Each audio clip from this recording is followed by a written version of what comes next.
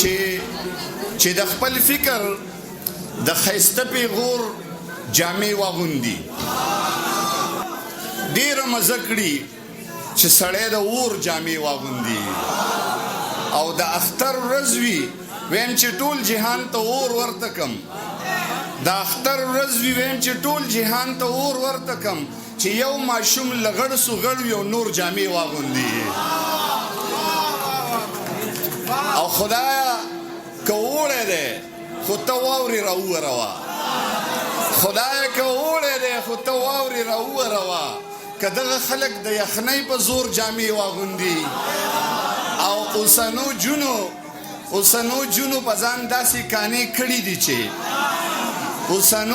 په ځان داسې کانې کړي دي چې لکه چې مشره خور د کشرې خور جامې واغوندي اوسنو جونو په ځان داسې کانې کړي دي چې لکه چې مشره خور د کشرې خور جامې واغوندي او دا یو غزل افسر افغانه چې ستا لیونی ستا په خیالونو کې بنګړي شلنګوي ستا لیونی ستا په خیالونو کې بنګړي شلنګوي موسیقار دی په سازونو کې بنګړي شلنګوي او په بازارونو کې د مینې سوداګانې کیږي اوس د پیریان په ګودرونو کې بنګړي شلنګوي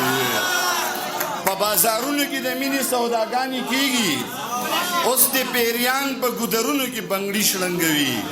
او شعر دی سر چې په بره شان سرونو کې پانزیب شلنګوي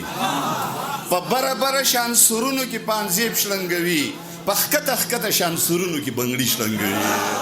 په بره شان سرونو کې پانزیب شلنګوي په ښکته شان سرونو کې بنګړي شلنګوي یو لیونی د بې نیازۍ په خواږه خوب وده دی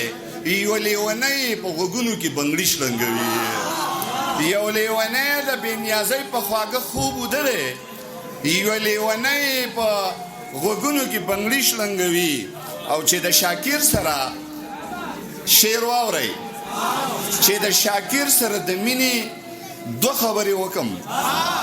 چې د شاکر سره د مینې دوه خبرې وکم د زړه درزا مې په لاسونو کې بنګړي شلنګوي شعر دی چې د پاکې خاورې د تقدیس ثنا دروغ وایي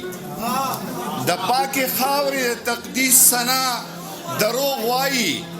خاورې به خات شو چې زمونږ باچا دروغ وایي د پاکې خاورې د تقدیس ثنا دروغ وایي خاورې به خات شو چې زمونږ باچا دروغ وایي او د محبوبې د تندي ټیک پکې برېښنا نه کوي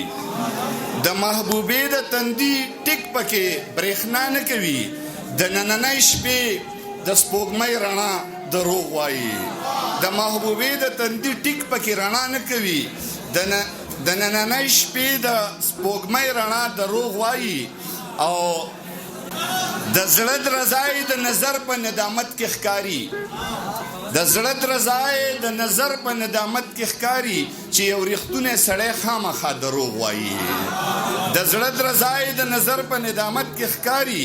چې یو ریښتونی سړی خامخا دروغ وایي خو بله لار را سره نشته د یقین نه بغیر